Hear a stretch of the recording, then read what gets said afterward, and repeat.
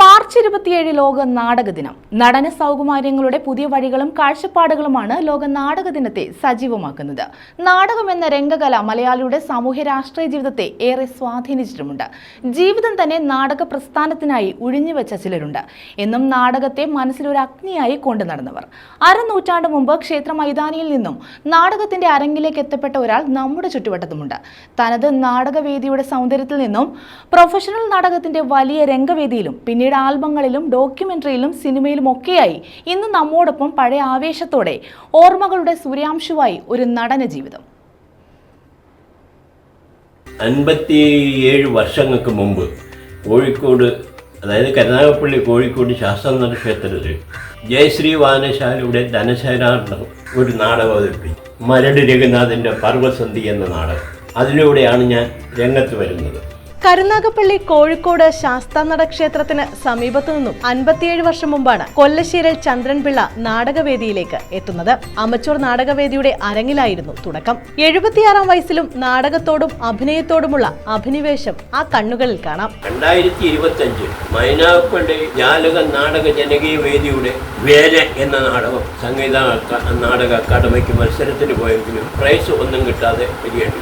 നാട്ടിലെ അരങ്ങുകളിൽ ജീവിക്കുമ്പോഴും ജീവിതം മുന്നോട്ട് കൊണ്ടുപോവുക എന്നത് വെല്ലുവിളിയായി. ജീവിതം കരുപിടിപ്പിക്കാൻ മുംബൈക്ക് വണ്ടി കയറി. അപ്പോഴും മനസ്സ് നിറയെ നാടകവും അഭിനയവുമായിരുന്നു. മുംബൈ മലയാള സമാജ നാടകങ്ങളിൽ സ്ഥിരം സാന്നിധ്യമായി. 1981 നാട്ടിൽ തിരികെ എത്തി കരുനാഗപ്പള്ളിയിലെ ആശുപത്രിയിൽ ജോലിക്ക് കയറി.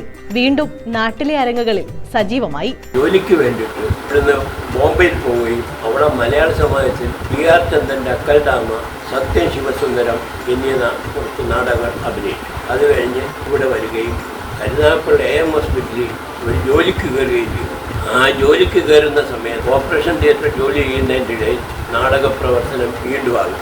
സംഗീത നാടക അക്കാദമിയുടെ മത്സര നാടകങ്ങളിലും വീട്ടിയുടെ അടുക്കളയിൽ നിന്നും അരങ്ങത്തേക്ക് തോപ്പിൽ ഭാസിയുടെ നാടകങ്ങൾ എന്നിവയിലും അഭിനയിച്ചു.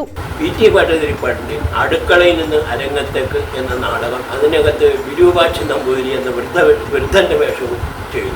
എങ്കിലും പിന്നെയും നാടകങ്ങളും അഭിനയിക്കുകയും ഒക്കെ ചെയ്തു. ടെലിഫിലിമുകളിലും ആൽബങ്ങളിലും സാന്നിധ്യമായി. കാലത്ത് ഒരു സർക്കാർ ജോലി കിട്ടുക എന്ന് പറഞ്ഞാൽ അതൊരു ചെറിയ കാര്യമാണോ മോളെ? എല്ലാം ഭഗവാന്റെ കാരുണ്യം.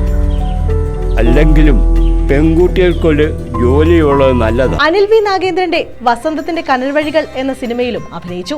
ഒരാൾ മാത്രം എന്ന ഡോക്യുമെന്ററിയിലും വേഷമിട്ടു. അനിൽ നാഗേന്ദ്രൻ സാറ് സംവിധാനം ചെയ്ത വസന്തത്തിന്റെ കനൽ വഴികൾ എന്ന സിനിമയിൽ KPS ലളിതയുടെ ഭർത്താവായി ഒരു നല്ല വേഷം എനിക്ക് തന്നു. അദ്ദേഹം അഭിനയിപ്പിച്ചു. അദ്ദേഹത്തിൻ്റെ തീ എന്ന സിനിമയിൽ അഭിനയിച്ചു.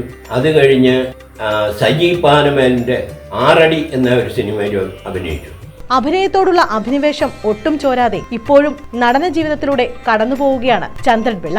കണ്ണുകളിൽ ഇപ്പോഴും കാണാം അഭിനയത്തോടുള്ള തീക്ഷ്ണത.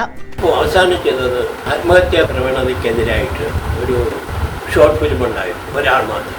അതും അഭിനയിച്ചിരിക്കുകയാണ് ഇപ്പോൾ. News bureau, Karunagappally.